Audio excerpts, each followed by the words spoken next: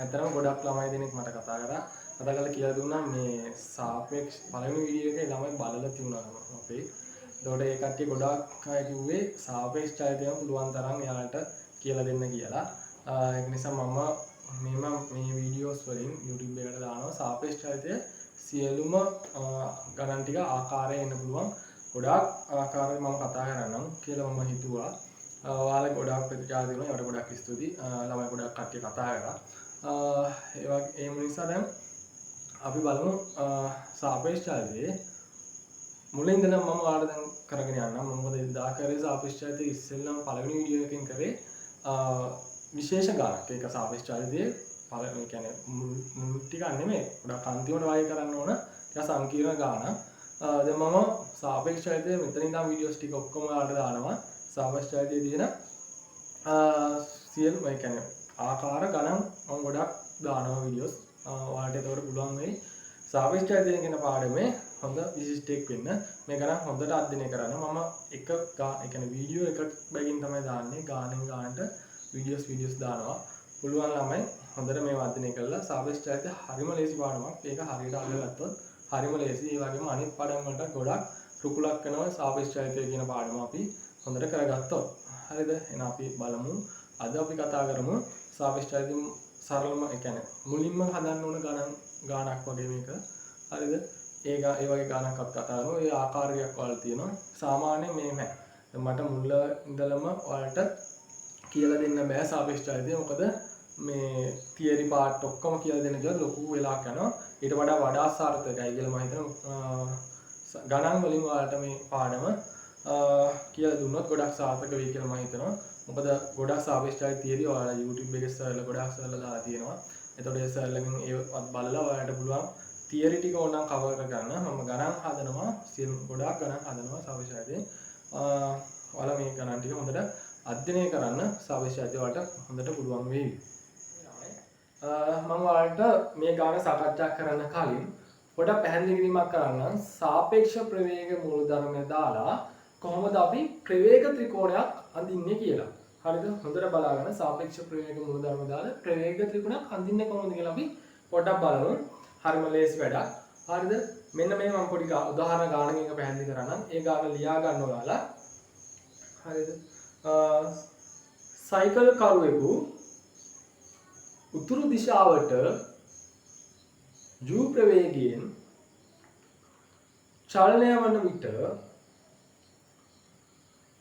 දකුණෙන් අංශක 30 කෝණයක් නැගෙනහිරට වූ දෙසට සුළඟක් හමනු දැනේ. ඊට පස්සේ යන සුළඟේ දිශාව නැගෙනහිරින් අංශක 30ක් දකුණට නම් දකුණට වේ. මෙම අවස්ථාව සඳහා ප්‍රවේග ත්‍රිකෝණයක් නිර්මාණය කරන්න. හරිද? හරි. අපි ඔක පොඩ්ඩක් බලමු මේකෙන් කොහොමද ප්‍රවේග ත්‍රිකෝණයක් නිර්මාණය කරන්නේ කියලා. පැහැදිලිද? හරි. ඔයාලට පේනවා ඇති පුතේ ඉස්සෙල්ලාම අපි දාගන්න ඕනේ දැන් සුළඟ තියෙනවනේ ඔගේ. සුළඟක් තියෙනවා. මොනවද රාමු ටික බලන්න. ඊට පස්සේ සයිකලය තියෙනවා. සයිකලය රාමුවක්. හරිද? සුළඟත් එක්තරා රාමුවක්, සයිකලෙත් එක්තරා රාමුවක්, ඊට පස්සේ පොළොවත් එක්තරා රාමුවක්. හරිද? ඔය රාමු තුන ඇතුලේ තමයි මේක අපි කරන්න ඕන. හරි. අපි සුළඟ සයිකල් කරු මම ගන්නවා සිම්පල් C කියලා. සුළඟ ගන්නවා W කියලා. හරිද? හරි. පොළොව කොහොමද ගොඩක් වෙලාවට ගන්න E කියලා. ඒක නිසා මම කලියුවේ නෑ. අපිට දැන් පළවෙනියෙන් දීලා තියෙන දත්ත ටික අපි ඉස්සෙල්ලාම ලියා ගමු. පොළොවට සාපේක්ෂව සයිකල් කරුවේ ප්‍රවේගය තියෙනවානේ. සයිකල් කරු උතුරු දිශාවට u ප්‍රවේගයෙන් චලනය. එතකොට උතුරු අපි මෙහෙන් දාගමුකෝ. මේක වෙන් කරගන්න පොතේ වෙන් කරගන්න. උතුරු දිශාව මෙහෙ, නැගෙනහිර මෙහෙ, දකුණ මෙහෙ, බටහිර මෙහෙ. හරිද? එතකොට දත්ත ටික දැන් දාගත්තොත් පොළොවට සාපේක්ෂව සයිකල් කරුවේ ප්‍රවේගය උතුරට u කියලා අපිට දීලා තියෙනවා. ඊට පස්සේ අපිට කියනවා මෙහෙම උතුරට චලනය වෙනකොට එයාට දැනෙනවලු දකුණෙන් අංශක 30ක් නැගෙනහිරට වූ දෙසට සුළඟක් හමනවා කියලා දැනෙනවලු. මොකෙමද කියන්නේ? සයිකල් කරු චලනය වන්නට දකුණෙන් අංශක 30ක කෝණයක් නැගෙනහිරට වූ දෙසට සුළඟක් හමනු දැනේ.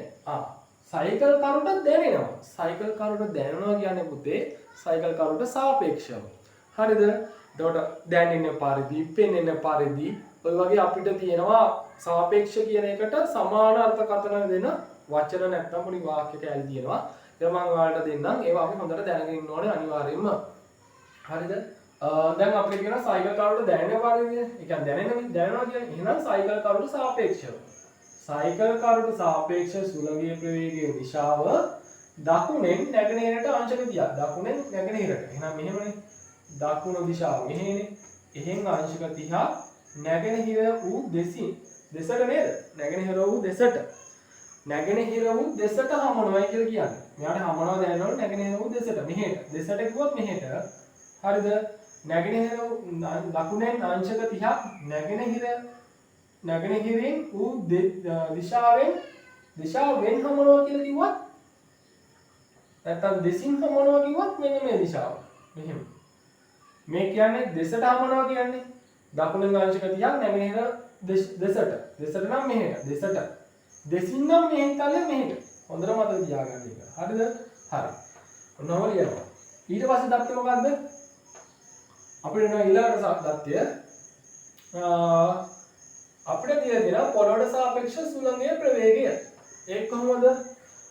පොළොවට සාපේක්ෂ සුළඟේ ප්‍රවේගය නැගෙනහිර දිශාවෙන් නැගෙනහිර කියන්නේ මෙහෙනේ.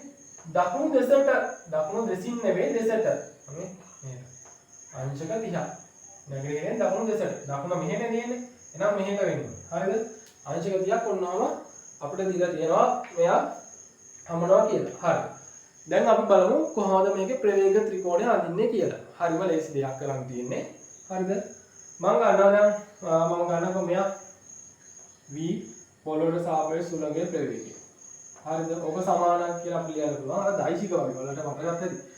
මෙන්න මේ ඊළඟ දැන් රාමු දෙකක් තියෙනවානේ. මේක මොකද්ද? අපිට එනවා සුළඟ. මේක එනවා පොළොව. දැන් අනිත් එක කවුද? සයිකල් කරු. එහෙනම් සයිකල් කරු මැදට දානවා. v w, c. ඒ කියන්නේ මොකද්ද? සයිකල් කරුට සාපේක්ෂ සුළඟේ ප්‍රවේගය. ඝන c, e මෙතනින් එන්නේ මොකද්ද? පොළොවට සාපේක්ෂ සයිකල් කරුගේ ප්‍රවේගය. හරි. දැන් මේවට අපි ආදේශ කරමු. අපිට දීලා තියෙනවා පුතේ පොළොවට සාපේක්ෂව සුළඟේ ප්‍රවේගයේ දිශාව. මොන දිශාව දීලා තියෙනවා? විශාලත්වය දන්නා නම් දිශාව විතරයි දන්නා. දිශාව ලකුණු කරනවා. අංශක 30. හරිද? ඊට පස්සේ අපිට දීලා තියෙනවා සයිකල් කරුට සාපේක්ෂව පොළොවේ දිශාව. ඒක මෙහෙමනේ. අංශක 30ක් වුණා. දාන ඊට පස්සේ අපිට දීලා දෙනවා පොළොවට සාපේක්ෂව සයිකල් කරුගේ දිශාවත් ප්‍රවේගයක් දෙකම දීලා තියෙනවා. මම මේක u කියනවා. මොනවම අපි සාපේක්ෂ ප්‍රවේග මූලධර්මයෙන් දාගත්තා. හරිද? ඊට පස්සේ බලමු ප්‍රවේග ත්‍රිකෝණය කොහොමද අඳින්නේ කියලා. ප්‍රවේග ත්‍රිකෝණය අඳින්නේ කොහොමද කියලා. හරිද? හරි. ඉස්සෙල්ලා මම ගන්නවා මෙන්න මේ දන්න එක්කෙනා. විශාලත්වය දිශාව දෙන්නම දන්නවනේ. එයා ගන්න එක වඩාත් පහසුයි අඳින්න. හරිද?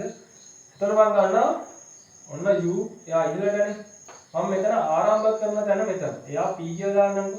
මෙතන අවසන් කරනවා u විශාලත්වයක් දීලා q කියලා. ඔන්න මෙයාව මම නිරූපණය කරා මේ රේඛාවෙන්. pq රේඛාවෙන්. p ආරම්භක තැන මෙතන q වලින් අවසන් වෙනවා.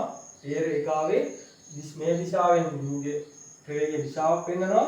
මේ රේඛාව විශාලත්වයෙන් මෙන්න මේ u කියන අගය විශාලත්වය වෙන්නවා. හරිද? හරි. ඊට පස්සේ කරන්නේ මෙයාගේ දැන් මෙයානේ මම ගත්තේ. එයා ගත්තරම් එයාගේ පැත්තම තියෙන මෙයාම අල්ල ගන්නවා. මෙයා ගන්න බෑ. හරිද? මෙයා ගන්න එපා. මෙයාම අල්ල ගන්න. මෙයා අල්ල ගත්තන් පස්සේ මෙයාම අල්ල ගන්න. මෙයා අවසන් කරන තැන මෙතනනේ. අවසන් කරන තැනින් මේක පටන් ගන්නවා. එයාගේ දිශාව අංශක 30ක් මෙන්න මෙහෙම තියෙන්නේ. ඊටසත් එක. බලන්න දකුණෙන් අංශක 30ක් නේ. එහෙනම් මෙන්න මෙහෙමනේ එන්න ඕනේ. මෙහෙම 30ක් කියලා දැන්. ඔන්න දිශාව. පැහැදිලිද? හරි. ඒ කවුද? w v w, c. කාගේ දිශාවද මේ ලකුණු කරේ? සයිකල් කරුට සාපේක්ෂ සුළඟේ දිශාව තමයි මේ ලකුණු කරේ. හරිද?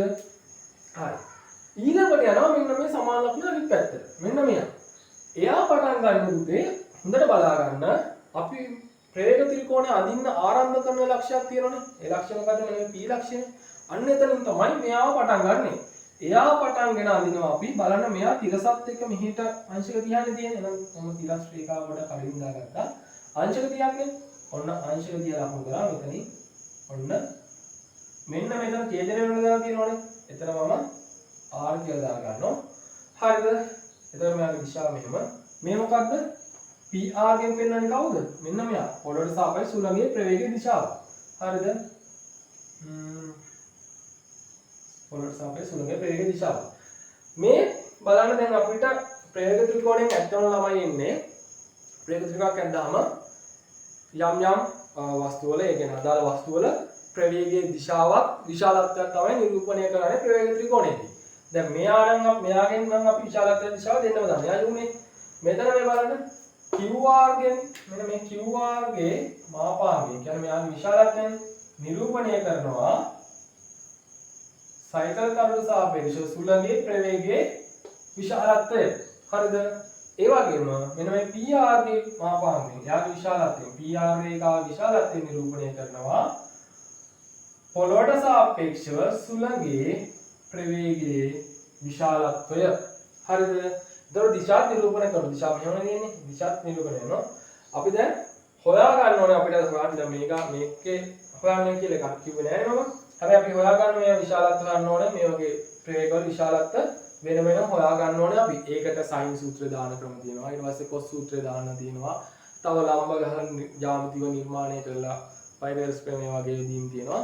ඒ ක්‍රම තියෙනවා. ඒවා මම කියලා දෙන්නම් ගණන් වලින්ම පැහැදිලි කරන්න. ඒවා දාලා තමයි අපි මෙන්න මේවා විශාලත්වය හොයාගන්නේ.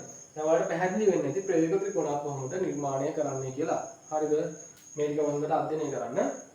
ඔයාලගේ සාපේක්ෂ චලිතය මුල් තියරි කරපු ළමයි නම් මේවා හොඳටම දන්න ඇති. හොඳට බලා ගන්න මේවා. හරි. අපි එහෙනම් ගානට යමු. ගානේ සාකච්ඡා කරමු. මොකද්ද දැන් කොහොමද මේ ගාන හදන්නේ කියලා. හරිද? මේ ගාන කියලා තියෙනවා. කොහොමද කියලා තියෙන්නේ? සයිකල් කරුවෙකු උතුරු දිශාවට u ප්‍රවේගයෙන් චලනය වන විට දකුණෙන් අංශක 30 කෝණයක් නැගෙනහිර වූ දෙසට සුළඟක් හමනු දැනේ කියලා කියනවා. හරිද? ඊට පස්සේ කියනවා සයිකල් කරු එම වේගයෙන්ම නැගෙනහිර දිශාවට චලනය වන විට බටහිරින් අංශක 30 කෝණයක් දකුණට වූ දිශාවට සුළඟ හමනු දැනේ කියලා. හරිද? සුළඟේ සැබෑ ප්‍රවේගයේ විශාලත්වය සහ දිශාව සොයන්න කියලා තමයි අපිට තියෙන්නේ. හරිද? දැන් ඔයාලට මම ඉස්සෙල්ලා ගානක් හැදුවා නේද ප්‍රවේග ත්‍රිකෝණයක් ඇඳනේ. ඔය ප්‍රවේග ත්‍රිකෝණය මම දුන්නනේ මෙන්න මේ ඒ කැලේ පොළොවට සාපේක්ෂ සුළඟේ දිශාව දුන්නනේ. හරිද? මෙන්න මෙයා දුන්නනේ. එතකොට මේකෙදි මෙන්න මෙයා දීලා නෑ අපිට. හරිද? අපිට ඒ වෙනුවට මොකද්ද දීලා තියෙන්නේ? මෙන්න මේ දෙන්න දීලා තියෙනවා. හැබැයි අවස්ථා දෙකක් ගැන කතා කරනවා. හරිද? අවස්ථා දෙකක්. එතකොට මේ ආකාරයේ පොඩ්ඩක් බලාගන්න. මෙහෙමත් මේ සාපේක්ෂයේදී මේ ආකාරයේ ගණන් එනවා අපිට. හරිද? මේකත් ආකාරයක් කියලා කියන්න පුළුවන්. අවස්ථා දෙකක් දෙනවා අපිට. අවස්ථා දෙකක් දෙනවා. ඒ අවස්ථා දෙකෙන් අපිට දීලා හැබැයි අහනවා මොකක් හරි ඒක අපිට සුළඟේ. එතකොට සුළඟේ හරි මොකක් හරි සැබෑ දිශාවේ ප්‍රවේගය අහනවා. එතකොට සුළඟේ මොකක් හරි නැත්නම් සුළඟේ දිශා ප්‍රවේගය නැත්නම් කාගේ හරි සයිකල් කරුගේ දිශා ප්‍රවේගය මොකක් හරි. මේ ගානේ අහලා තියෙන්නේ මොකද්ද? සුළඟේ සැබෑ ප්‍රවේගයේ දිශාව හා විශාලත්වය හොයන්න කියලා තියෙන්නේ. හරිද? අවස්ථා දෙකක් දීලා තියෙනවා. ඒ අවස්ථා දෙක භාවිතා කරලා අපිට මෙන්න මේකේ උත්තර ගන්න කියලා තමයි අපිට තියෙන්නේ. හරිද? හරි. දැන් බලමු කොහොමද මේ ගාන හදන්නේ කියලා. හරිද?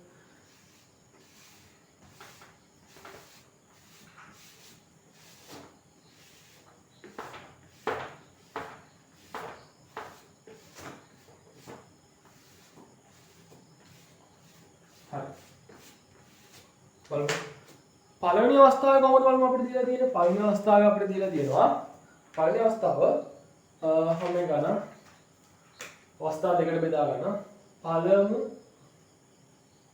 අවස්ථාව මේක දෙවන අවස්ථාව හරිද පළවෙනි අවස්ථාවේ අපිට දීලා තියෙන දත්ත ටිකක් දාගමු උදේ කොහොමද දීලා තියෙන්නේ සයිකල් කරුවක උතුරු දිශාවට u ප්‍රවේගයෙන් චලනය වෙනවා කියලා සයිකල් කරු මම අය ගන්නවා සයිකල් කරු C සුළඟ W කියලා සයිකල් කරු පොළොවට සාපේක්ෂව නම් සයිකල් කරු උතුරු දිශාවට u ප්‍රවේගයෙන් චලනය වේ කියලා අපිට තියෙනවා. හරිද? හරි.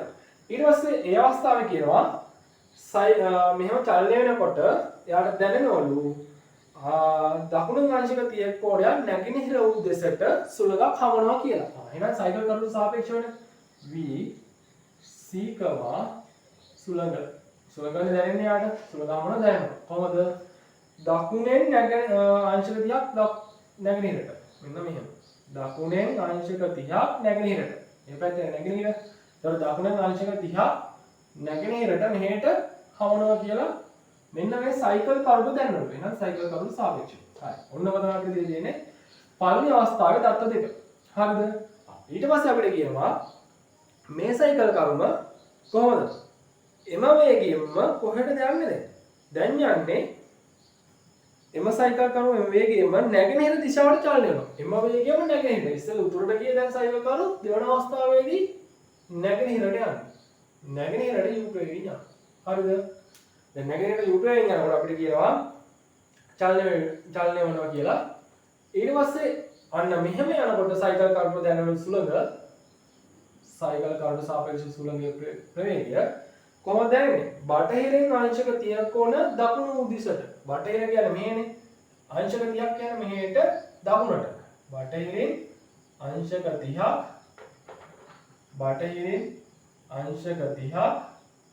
දකුණට නේද? දකුණට. බටහිරින් අංශක 30ක් දකුණට වූ දිශාවට සුළඟ හමනු දැනේ. මෙන්න මේ දිශාවට සුළඟ හමනු දැනේ. කියන්නේ සයිකල් කරුට සාපේක්ෂව. ඔන්න ඔහොම කියලා තියෙනවා. දැන් අපෙන් අහන්නේ කවුද? පොළොවට සාපේක්ෂව සුළඟේ ප්‍රවේගයේ දිශාව තමයි අහන්නේ. හරිද? දැන් මුදේ මෙහෙමනේ සයිකල් කරු එයාගේ දිශාව වෙනස් කරගත්තට සුළඟ හමන දිශාව වෙනස් වෙන්නේ නැහැ. සුළඟ හමන්නේ ඇත්තට පොළොව සාපේක්ෂව කොහෙද හරි නැගෙනහිරට හමනවා. නැගෙනහිරට තමයි මේ අවස්ථා දෙකේදීම. හරිද? සයිකල් කරු තමන්ගේ ප්‍රවේග දිශාව විශාලත්ව ඒ කියන්නේ දිශාවන් වෙනස් කරාට සුළඟ හමන්නේ එකම දිශාවට පොළොවට සාපේක්ෂව. අපි හිතමු මෙයා සුළඟ හමන්නේ නැගෙනහිරට කියලා. එහෙනම් මේ අවස්ථා දෙකේදීම සුළඟ හමන්නේ නැගෙනහිරටම තමයි. හරිද? ඒක අපිට ගන්න වෙනවා. එතකොට අපෙන් අහනවා සුළඟ කොහෙද ඇත්තට හමන්නේ? ඒ වගේම සුළඟේ කොච්චර ප්‍රවේගයක් තියෙනවද කියලා තමයි අපෙන් අහන්නේ. හරිද? ඔන්න ඔය දත්ත ටික අපි ඉස්සෙල්ලම දා ගන්න ඕනේ මේ ගාන හදන්න කලින්. පැහැදිලිද? හරි. අපි බලමු මේ ගානේ දැන් කොහොමද මෙයාගේ ප්‍රවේග ත්‍රිකෝණය ඇඳලා මේවට ප්‍රවේග ත්‍රිකෝණය ඇඳලා කොහොමද අපි මේ ගාන විසඳන්නේ කියලා. හරිද? හොඳට බලා ගන්න. මෙයාගේ දැන් බලන්න මෙතනදී අපිට දීලා තියෙනවා පොළොවට සාපේක්ෂව සයිකල් කරුගේ ප්‍රවේගය සයිකල් කරුට සාපේක්ෂව සුළඟේ ප්‍රවේගය පළවෙනි අවස්ථාවේ දීලා තියෙනවා. අපිට දීලා නැත්තේ කවුද? පොළොවට සාපේක්ෂව සුළඟේ ප්‍රවේගය දීලා නැහැනේ. විශාලත්වය දිශා මොකක්ද කියලා නැහැනේ. අපිට හොයන්න තියෙනෙත් මෙයානේ. හරිද? මම මෙන්න මෙයා උක්තවනසේ ප්‍රවේග සාපේක්ෂ ප්‍රවේග මූල ධර්මය දානවා. එතකොට මට දෙනවා v e, w සමානයි v w, c දාන v c, e. හරිද? දැන් මෙයා කවුද? මෙයාගේ දිශාව අපිට දීලා තියෙනවා නේ. සයිකල් කරුට සාපේක්ෂව සුළඟේ දිශා සුළඟේ ප්‍රවේගය. ඒකේ දිශාව අපි දන්නවනේ. එයා අංශක 30යි. මේක දාන මෙයා දීලා තියෙනවා පොළොවට සාපේක්ෂව සයිකල් කරුගේ ප්‍රවේගය. එයා මෙහෙට u ප්‍රවේගයක් තියෙනවා. එතකොට අපිට එනවා ඔන්න w, ඔන්න මෙන්න මෙයා එනවනේ. පොළොවට සාපේක්ෂව සුළඟේ ප්‍රවේගය එනවා. හරිද? මෙන්න මේකේ. හරිද? ඒ වගේම මේ අවස්ථාවට මම දාන්න පුළුවන් සාපේක්ෂ ප්‍රවේග මූල ධර්මය. ඒකෙත් මොකද්ද වෙන්නේ? ඒකෙත් මම දන්නේ නැත්තේ මෙතන දන්නේ නැති එක්කෙනා උත්තරන පොළොවට සාපේක්ෂ සුළඟේ ප්‍රවේගය සමානයි. එතනටත් මැදට 100 දාගත්තොත් සයිකල් කරුට සාපේක්ෂව සුළඟේ ප්‍රවේගය දාන පොළොවට සාපේක්ෂව සයිකල් කරුගේ ප්‍රවේගය. හරිද? එතන මට එනවා v e, w c, w කියන්නේ අපිට එනවා c, w කොයි? මෙයාගේ දෙවන අවස්ථාවේ සයිකල් කරුට සාපේක්ෂව සුළඟේ ප්‍රවේගය මෙන්න මෙහිම අංශක 30යි. මේ දිශාවනේ. ඒක දිශාව විතරයි දාන්නේ. මෙයාගේ විශාලත්වය දිශාව දෙන්නම දානවා නැගෙනහිරට මෙහෙට u.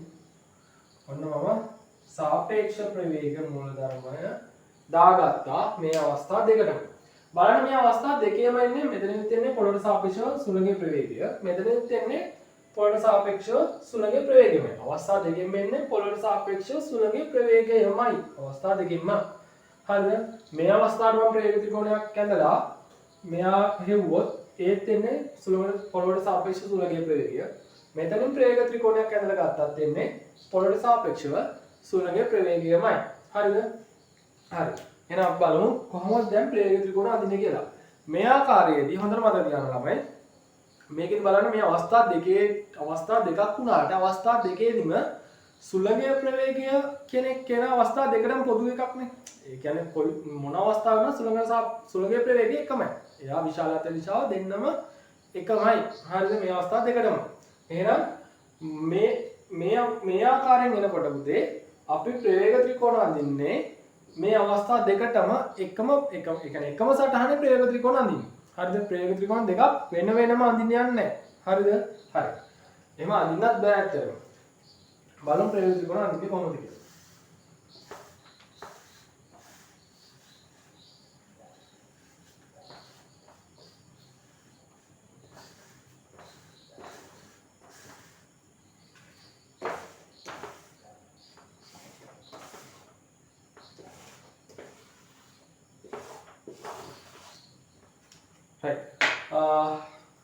මම මෙයා විශ්ල ගන්න පළවෙනි අවස්ථාවේ කොහොමද දෙන්නේ පළවෙනි අවස්ථාවේදී අන්න මම පළවෙනි අවස්ථාව මෙයා දන්න කෙනා විශාලත්ව දිශාවේ දන්න කෙනා මම දැනගන්නවා එයා කොහොමද ඔන්න u ප්‍රවේගයක් අපිට තියෙනවා මම ඒක ආරම්භ කරන තැන p කියලා ගන්නම් මෙතනින් අවසන් කරනවා q කියලා ඔයා u ප්‍රවේගය විශාලත්ව u මේ දිශාවට p කියන දිශාවට අපිට එනවා හරිද ඊට පස්සේ මොකද වෙන්නේ මෙන්න මෙයා ගත්තන් පස්සේ මෙයාන ගන්නේ මෙයාගේ දිශාව විතරයි දන්නේ. එයාගේ දිශාව දෙන්න මෙහෙටනේ.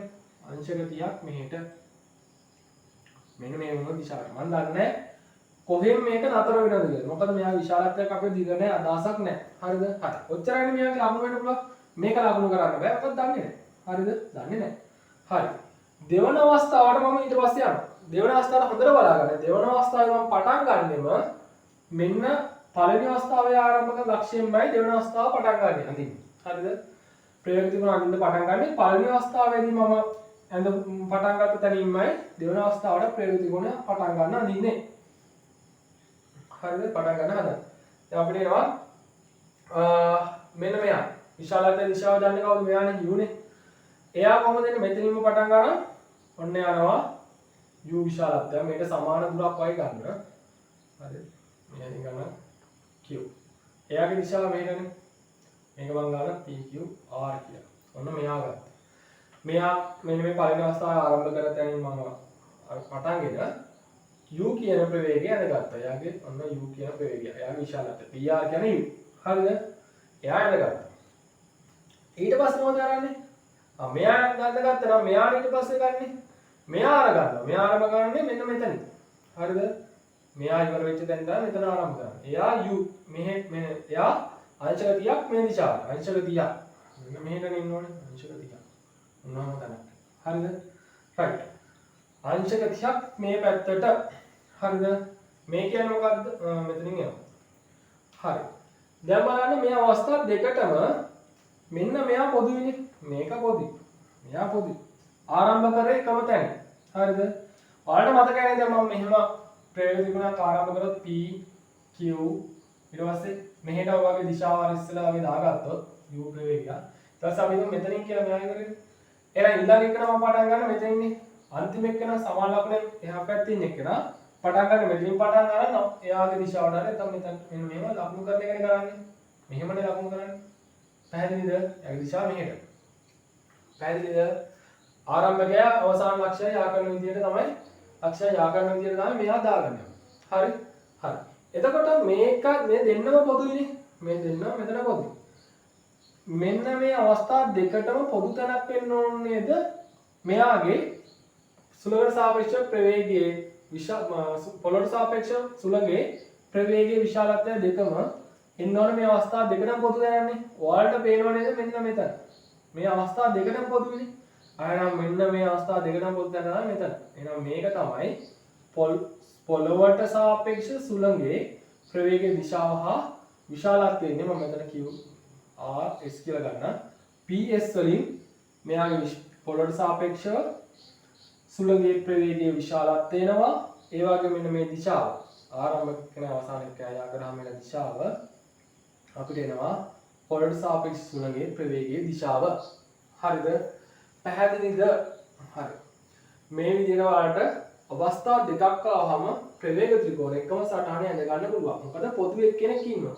පොදු එක්කෙනෙක් ඉන්නවා නම් අනිවාර්යයෙන්ම දෙන්නට පොදු ලක්ෂයකට තමයි ඉන්න ඕනේ. හරිද? පැහැදිලිද? මෙන්න මේ ඡේදනය වෙන තැන තමයි ඔයාලා මෙන්න මේ ඡේදනය වෙන තැනට තමයි ඔයාලා ආරම්භ ලක්ෂය ඉඳලා අවසාන ලක්ෂය ආකර ගන්න ඕනේ. හරි. බලමු දැන් මෙන්න මේ පොළොවට සාපේක්ෂව සුළඟේ ප්‍රවේගයේ විශාලත්වය හා දිශාව හොයාගන්නේ කොහොමද කියලා. හරිද? හරි. දිශාව හොයාගන්නේ පුතේ දැන් මේකට අපි සයින් සූත්‍රය භාවිත කරන්න ඕනේ. හරිද? සයින් සූත්‍රය තමයි ලේසිම ක්‍රමය. හරිද? මේ අතරම මේ ආකාරයට අවස්ථා දෙකක් ගැන මෙන්න මේ විදිහට ගණනක් આવොත් සයින් සූත්‍රය භාවිතය තමයි ගොඩාක්ම කරන්න ඕනේ හොඳම දේ. හරිද? හරි. බලමු සයින් සූත්‍රය දාන්නේ කොහොමද කියලා. කොහොමද සයින් සූත්‍රය දාන්නේ? අයියා අපි සයින් සූත්‍රය දාන්නේ කියලා මම පැහැදිලි කරන්නම්. සයින් සූත්‍රය දාන කලින් මෙයාගේ ප්‍රවේගයේ විශාලත්වය දැන් මෙයා PS නේ ඒක හරි. ඒක PS හොයා ගන්න ඕනේ. ඊට පස්සේ දිශාව ඕනනේ. දිශාව මම මෙන්න මේ කෝණය ඇල්ෆා කියලා දානවා. දැන් මෙන්න මේ ඇල්ෆා මම හොයාගත්තොත් මොකද්ද කියලා. ඇල්ෆා කියන්නේ මොකද්ද කියලා හොයාගත්තොත් මට පුළුවන් නේද මෙයා ඇල්ෆා කියලා දාගන්නවා. මෙයා ඇල්ෆා කවුද කියලා හොයාගත්තා මට පුළුවන් නේද මෙන්න මේ සුළඟේ දිශාව කියන්න. නැගෙනහිරේ දකුණට ඇල්ෆා කෝණයක් කියලා මට කියන්න පුළුවන් නේද? ඇල්ෆා කෝණය අගය හොයාගත්තොත්. හරිද? හරි. එහෙනම් මම උතන්නේ ඇල්ෆා කියලා දාගත්තා. ඒක නිසා සයින් සූත්‍රය දානකොට මේ බලන්න පළවෙනි අවස්ථාවට අදාළ ප්‍රවේග ත්‍රිකෝණය මොකද්ද? පළමු අවස්ථාවට අදාළ ප්‍රවේග ත්‍රිකෝණය වන්නේ PQS නේද? PQS ත්‍රිකෝණය වේ. පළමු අවස්ථාවට අදාළ ප්‍රවේග ත්‍රිකෝණය PQS ත්‍රිකෝණය වේ. මේ ත්‍රිකෝණය අපි ඊට පස්සේ දෙවන අවස්ථාවට බලන්න. දෙවන අවස්ථාවේ ප්‍රවේග ත්‍රිකෝණය PRS නේද? PRS ත්‍රිකෝණය වේ.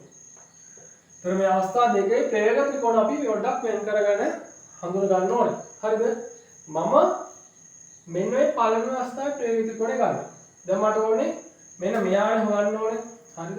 මෙයා සම්බන්ධ වෙන විදියට සයින් සූත්‍රය දාන්න ඕනේ. මම ඉස්සෙල්ලම මොකද මේ සයින් සූත්‍රය කියලා කියන්නකො සමහර කට්ටිය ඒක දන්නේ නැතුව ඇති. පොඩ්ඩක් මම මේක පැහැදිලි කරන්න. හරි ලේසි දෙයක් තියෙන්නේ. හරිද? අපි දුවත් මෙන්න මෙහෙම ත්‍රිකෝණයක් තියෙනවා. එතනයි BC. මොන ත්‍රිකෝණයක් තියෙනවා කියමු. එතකොට මේකේ මේ BC simple A දිගයි. AC simple B දිගයි. මෙතන BA සිම්පල් C දිගයි කියලා කියමු. මේ කෝණය මම කැපිටල් A කෝණය කියලා ගන්න. මේ කෝණය කැපිටල් B කෝණය කියලා ගන්න. මේ කෝණය කැපිටල් C කෝණය කියලා ගන්න. සයින් සූත්‍රය කියන්නේ මෙහෙමයි. හරිද? දැන් මම මෙන්න මේ කෝණය අරගත්තා කියමු. sin B බෙදීම එයාට සම්මුඛ එක්කන කවුද? සම්මුඛ පාදේ B නේ. sin B බෙදීම B සමාන වෙනවා. ඊළඟට තව කෝණයක් ගන්න කවුරුද? මේ කෝණය කියමු. කෝණයක් ගන්නෙ මේ කෝණය. sin එයාගේ sin ආගේ sin C බෙදීම එයාට සම්මුඛ පාදේ C සමානයි. ඒ වගේම ඊළඟ කෝණය මොකද්ද? මෙන්න මෙයා. sin එයාගේ sin ආගේ A බෙදීම එයාට සම්මුඛ පාදේ සිම්පල් A නේ. ඔන්න ඔක. සමානයි k කියලා නියතයට ඇත්තටම සමානයි නේ. මේ k කියන එක භාවිතා කරගෙන ඉස්සක් කාලේ මෙන්න මේක මතක තියාගන්න ඕනේ අපි. හරිද? සයින් සූත්‍රය කියන්නේ මෙන්න මේක. හරිද? හොඳට බලාගන්න මේක සයින් සූත්‍රය. හරි ලේසි දෙයක් තියෙන්නේ. හරිද? හරි. දැන් සයින් සූත්‍රය මම දානවා කාටද? පළවෙනි ප්‍රවේග ත්‍රිකෝණයට සයින් සූත්‍රය දාන්න. කොහොමද දාන්නේ? අපි දන්නත් එක්ක කවුද? මෙන්න මෙයානේ. යානේ වට හොයා ගන්න ඕනේ. එහෙනම් මම මෙයා ගන්නවා. PS පාදයට අදාළ වෙන්නේ මෙන්න මෙයානේ. PS පාදයට අදාළ වෙන්නේ මෙයා විශාලත්වය දෙනවා කියනවා.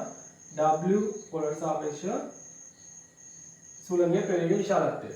එයාට සම්මුඛ පාදය කවුද? සම්මුඛ කෝණය. මෙයාට සම්මුඛ කෝණය වෙන්නේ මෙන්න මේ ත්‍රිකෝණේ. මෙන්න මේ කෝණය නේද? මේ පාදයට සම්මුඛ කෝණය වෙන්නේ මෙන්න මෙයානේ. sin එහෙනම් මේ කොටේ sin අගය. sin 30. මේක මාරු කරලා ලියන්නත් පුළුවන් කිසි ප්‍රශ්නයක් නැහැ. හරිද? මම ඉස්සෙල්ලා b බෙදීම sin b සමානයි c බෙදීම sin c සමානයි simple a බෙදීම sin a කියලා කොහොම ලියන්න පුළුවන්. හරිද? නැත්නම් මම මෙතනදි කරේ ඒක. හරිද? ඒතර මෙන්න මේ පොළොවට සාපේක්ෂව සුළඟේ ප්‍රවේගය ගත්තා. එයාගේ විශාලත්වය බෙදුවා. එයාගේ සම්මුඛ කෝණය. මේ පාදයක් අල්ලගත්තා. ඒ පාදයේ සම්මුඛ කෝණයේ sin අගෙන් බෙදලා. හරිද? හරි. ඊට පස්සේ තව එක්කෙනෙක් අල්ලනවා. මේ ත්‍රිකෝණය කවුද අපි දන්නේ කියලා අනිත් එක මෙන්න මේ u දන්නව නේද? මේ u දන්නවනේ. එහෙනම් u බෙදන්න ඕනේ sin මොන කෝණයද? එයාට සම්මුඛ කෝණය මෙන්න මේකනේ. ඒක කොහොමද එයා හොයා ගන්න ඕනේ? එයා කොහොමද හොයන්නේ? ඒ කෝණය කියන්නේ PSQ කෝණයනේ. ඒ කෝණය කොහොමද අපි හොයන්නේ දැන්? බලමු. කොහොමද? මෙතන 90 වෙන උදේ. මෙයා උතුර මෙයා නැගෙන්නේ. හරි. එතකොට 5 ගෙන් ඒ කියන්නේ 180 ෙන් අඩු කරන්න ඕනේ මෙන්න මේ කෝණ දෙක එකතු. මෙන්න මේ 90 ධන ඇල්ෆා කෝණේ ධන 30. හරිද? කොහොමද? හරි. එතකොට PSQ කෝණය මම මේවා 5 වලින්ම ලියනවා. 5 ඍණ 5 බෙදීම 2 ධන ඇල්ෆා ධන 5 බෙදීම 6 කියලා ලියාගන්න මේක. හරිද? හරි. දැන් මොකද වෙන්නේ? PSQ කෝණය එනවා මට. මම මෙතනින් එනවා ඍණ 5 බෙදීම 2 ඍණ වලියා. මෙයාට මේ දෙන්නටම ඍණ දාන්න. වරහන් ධන 5 බෙදීම 6. ඒ දෙන්න වෙනම ගන්නවා.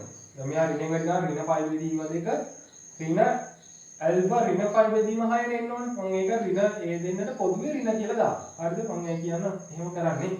හරිද? PQ PSQ කෝණය එනවා 5 ගෙන් 5 බෙදීම 2 කියන්නේ 5 බෙදීම 2 ඍණ ඇල්ෆා ධන 5 බෙදීම 6 කියලා එන්නේ. හරිද? ඔන්න ඔය කෝණය එන්නේ. මම මේක තව සුළු කරන්න යන්නේ නැහැ. ඕනනම් මට පුළුවන් වෙලා දැන් මෙහෙම සුළු කරන්න. ඇයි සුළු කරන්නේ නැත්තේ? දැන් මේකේ sin ආගෙන පුතේ අපි ගන්න. sin ආගේ ගත්තොත් ඔයාලා දන්නවා sin 90 ඍණ θ කියන්නේ cos θ කියලා. මෙතන බලන්න 5 බෙදීම 2 ඍණ මෙයාට θ වගේනේ. එහෙනම් 5 බෙදීම 2 ඍණ θ කියන්නේ මේ θ කියන්නේ කොහොමද? sin ගත්තොත් cos නේ එන්නේ. sin 5 බෙදීම 2 ඍණ θ කියන්නේ cos 5 cos θ කියන එකනේ.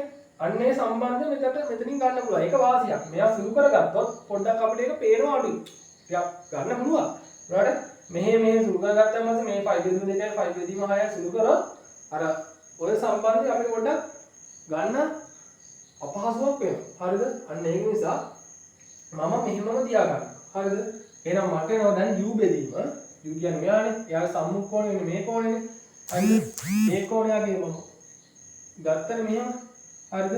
ඔන්න මම ගන්නවා sin 5 බෙදීම 2 ඍණ ඇල්ෆා ධන 5 බෙදීම 6 කියලා.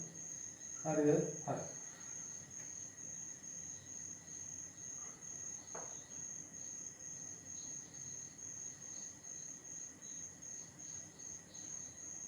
මට පැහැදිලි දැන පොඩ්ඩක් අකුරු පොඩි එකේ කියනකොට හරිද? හරි. ඔන්න මෙන්න. හරිද? හරි. ඊට පස්සේ දැන් කොහොමද එන්නේ? මට මෙන්න මෙයා මෙතනින් එනවා w, e බෙදීම sin 30 කියන්නේ මොකද්ද? sin 30 කියන්නේ මොකද්ද පුතේ? ඔයාලා දන්නවා sin 30 කියන්නේ. sin 30 කියන්නේ භාගයනේ. හරි භාගය. භාගය අනෝ භාගය සමානයි. මෙතන u බෙදීම sin 5 වෙන මෙන්න මේක කියන්නේ cos alpha ධන 5 බෙදීම 6 නේද? ඔන්න මට මෙතන සුළු වුණාම අන්න ඒ වාසිය මම ගත්තා. 5 බෙදීම 2 ඍණ θ sin 5 බෙදීම 2 ඍණ θ කියන්නේ cos 5 cos θ වගේ මම මෙන්න මෙතනින් ගත්තා cos alpha ධන 5 බෙදීම 6 කියලා. හරිද? හරි. දැන් මෙයාව උත්තර ගන්න යන්නේ. ඔයාලා මේ ටික ලියා ගන්න ඇති කියලා මම හිතනවා.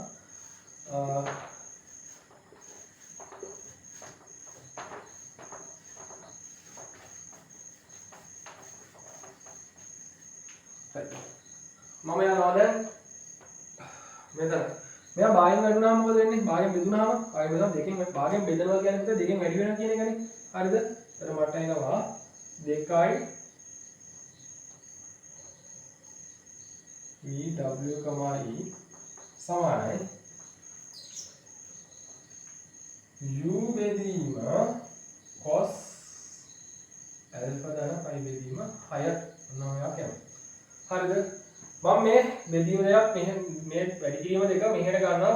මොකද මට මෙන්න මෙයාව උත් එක ගන්න ඕන නිසා. මෙයාට මට ඕනේ v w, e සමානයි. එහෙනම් මෙතන වැඩි කිරීම දෙක මේ නිකන් බෙදීම දෙකක් වෙනවා. u බෙදීම 2 cos alpha ධන pi බෙදීම 6. ඔන්නෝම මට එකක් එනවා නේද? ප්‍රකාශනයක් එනවා. කාටද?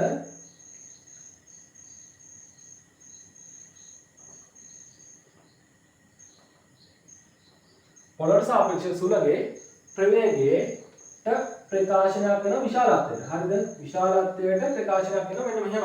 හරි? හරි. ඔයාලට දැන් බලන්න දැන් ඔය කියන්නේ මෙයාගේ විශාලත්වය අපි හොයලාද? නෑ. මොකද ඇල්ෆා කියන එක නේ අපි අතින් දාගත්ත එකනේ. මෙයා අපි අතින් දාගත්ත එක. මතකයි මේ ඇල්ෆා අපි අතින් දාගත්තේ. එයා ගන්න නැතුව මේක කියන්න බැහැ නේද?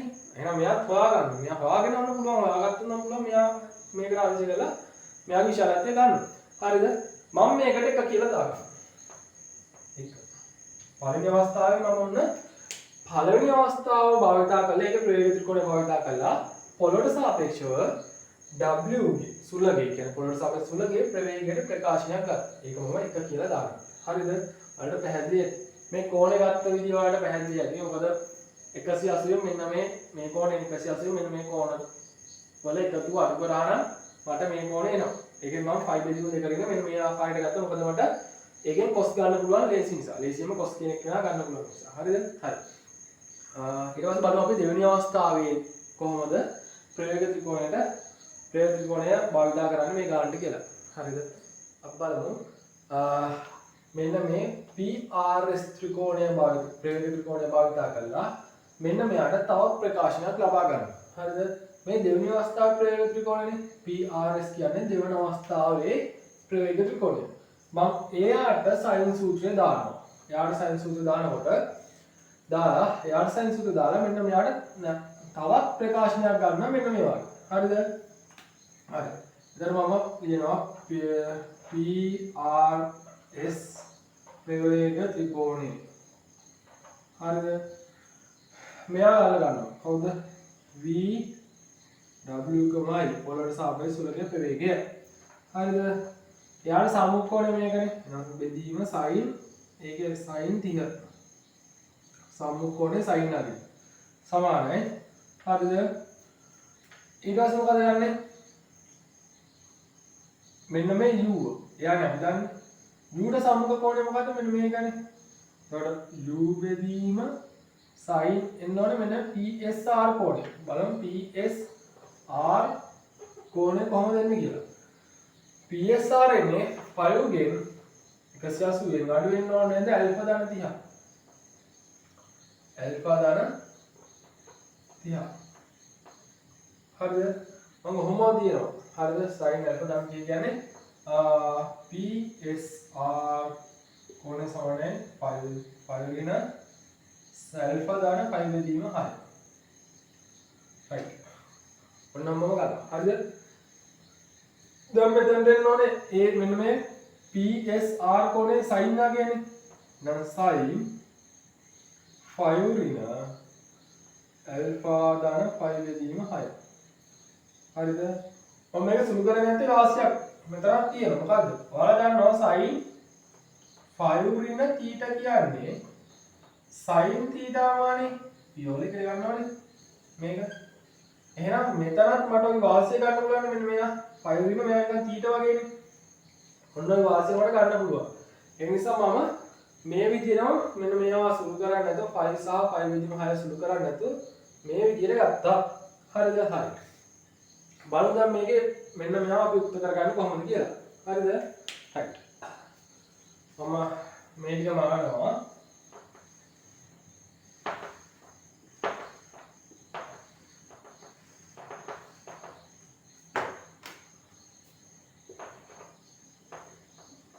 මෙතන ඉන්න sin 30 කියන්නේ භාගයක්. එහෙනම් මට එනවා VW, sin 30 කියන්නේ භාගය. සමානයි. u බෙදීම මෙතනින් එනවා මට මොකද්ද? sin alpha ධන 5 බෙදීම හරි. ඇල්ෆා දාන 5 බෙදීම 6. දැන් මොකද වෙන්නේ? මෙතන භාගයෙන් බෙදනවා කියන්නේ වැඩි කිරීමනේ. 2යි v w, e සමානයි u sin ඇල්ෆා දාන 5 බෙදීම 6. දෙපැත්තම බෙදනවා දෙකේ. එතකොට දෙකෙන් බෙදලා කියන්නේ මේ දෙක මෙහෙට එනවා කියන එක. එහෙනම් මට එනවා v w, e සමානයි u බෙදීම 2යි sin ඇල්ෆා දාන 5 බෙදීම 6 කියලා. මෙන්න මෙහෙම ප්‍රකාශනය මට ආපහු පොළොට සාපේක්ෂව සුළඟේ ප්‍රවේගයට එනවා. ඒක මොකද? 2 කියලා දාගන්න. පැහැදිලි කරනකොට දෙවෙනි සමීකරණෙත් ආව. දෙවෙනි ප්‍රකාශනෙත් ආව. දැන් බලන්න මෙතනින් එන එකයි මෙතනින් එන එකයි සමානයිනේ. 1යි 2යි දෙන්නම සමානයි. සමීකරණ දෙකම සමානයි. එහෙනම් මට ඔය 1 හා 2 භාවිතා කරලා ඇල්ෆා හොයන්න පුළුවන් නේද? කොහොමද කරන්නේ? හරිද? මම ලියනවා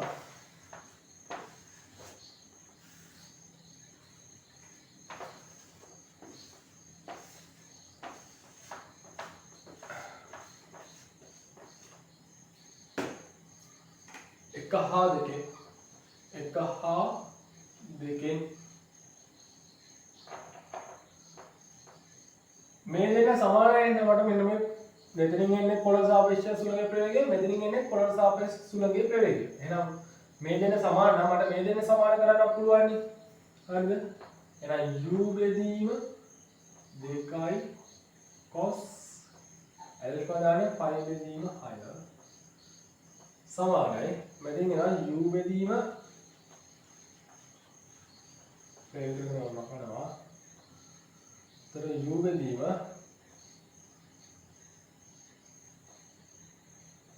2යි sin ඇල්ෆා දාන 5 බෙදීම 6. හරිද? මම මේවා හරස්කින් දාලා මෙහෙම දාගන්නම්. මෙතනින් එන u ආරයක් 2යි sin sorry මම මෙයා විතර මෙහෙට ගන්නවා. හරිද? එතකොට මෙතන u වැඩි කිරීම 2යි sin ඇල්ෆා දාන 5 බෙදීම 6 බෙදීම 2යි cos ඇල්ෆා දාන 5 බෙදීම 6. මේ පැත්තේ ඉතුරු වෙනවා u. හරි ඒකනේ. එතකොට ඔයාලට පේනවා මෙතන මේ 2යි මේ 2යි කැපෙනවා. හරිද? මේ u මෙහෙට ගෙනිච්චොත් බෙදීම u එකක් එනවනේ. මෙතනින් එනවා tan ඇල්ෆා දාන 5 බෙදීම 6 කියලා. cos sin ඇල්ෆා දාන 5 බෙදීම 6 බෙදීම cos ඇල්ෆා දාන 5 බෙදීම 6 කියන්නේ tan ඇල්ෆා දාන 5 බෙදීම 6 සමානයි මේ u මෙහෙට බෙදීමක් විතර කියලා u බෙදීම u වෙනවා. tan ඇල්ෆා දාන 5 බෙදීම 6 කියන්නේ ඒකයි. ඔන්න මට ඒක ආවා. එහෙනම් tan මෙන්න මෙතන ඇල්ෆා දාන 5 බෙදීම 6 කියන්නේ එක නම් ඕකේ tan ඉන්වර්ස් එක කියන්නේ මොකද්ද? හරිද? මේ පැත්තත් බලන්න.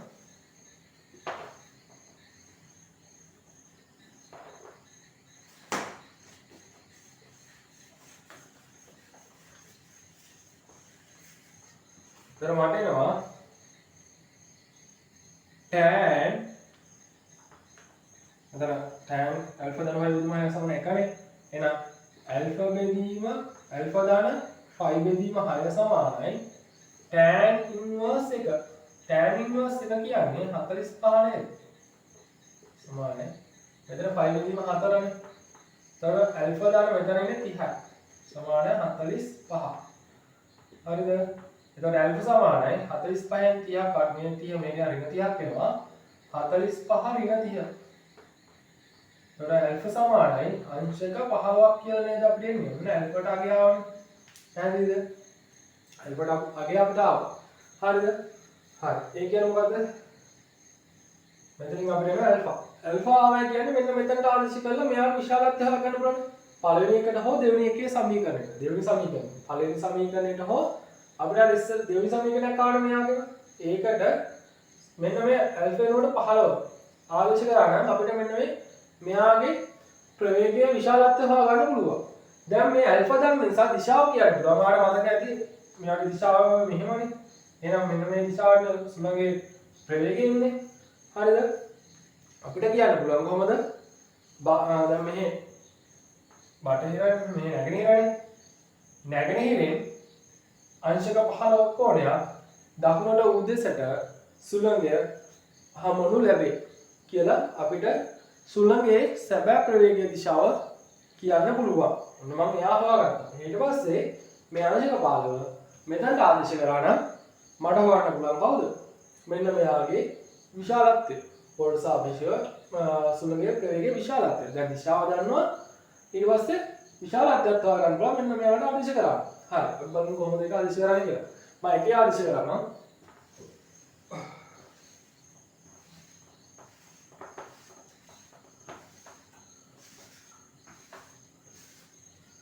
ඒකේ ආදේශ කරොත් ඒකේ කියනවා v පොළොස් අවශ්‍ය සුළඟේ ප්‍රවේගය සමානයි u බෙදීම 2i cos alpha කියන්නේ පුතේ 15යි මෙතන එනවා 30යි. එතකොට අපි කරනවා v w ප්‍රමාණය සමානයි u බෙදීම 2i cos කොහොමද මෙයා එනවා 75ක් කියලා එනවා නේද? අංශ 75ක් කියලා නේද? sorry අංශක 45ක් 45ක් කියලා එනවනේ. තියා බලන්න. එහෙනම් මට එනවා v පොළොස් අවශ්‍ය සුළඟේ ප්‍රවේගය විශාලත්වය එනවා u බෙදීම 2 වැඩි කිරීම cos 45 ගැන එකයට මූල 2යි. ඔයාලා දන්නවා මෙතන u බෙදීම 2 කියන්නේ මූල 2 වැඩි කිරීම මූල 2නේ. මේ 2 කියන්නේ මූල 2 වැඩි කිරීම මූල 2. එහෙනම් කියන්න බලන්න වැඩි කිරීම අපෝ එකයට මූල 2. මෙතන මේ එක මූල 2යි මෙතන මේ මූල 2යි මේ මූල 2 කපලා දාන්න පුළුවන් එක. එහෙනම් අපිට ලියන්න පුළුවන් පොළොවට සාපේක්ෂව සුළඟේ ප්‍රවේග විශාලත්වය u බෙදීම මූල 2යි කියලා. ඕකේ දිශාවත් එක්ක අපිට දාන්න පුළුවන් එහෙනම්